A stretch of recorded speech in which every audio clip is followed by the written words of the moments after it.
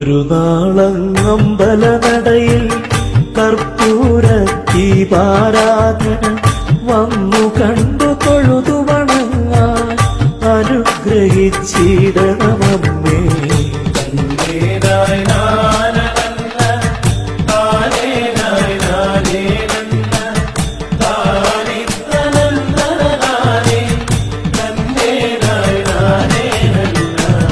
ഭക്തജന കോടികൾ വന്ന അമ്മ തൻ നടയിൽ നിന്ന് മാറത്തടിച്ചു കരഞ്ഞും രക്ഷയ്ക്കായി കേഴുന്നമ്മേ.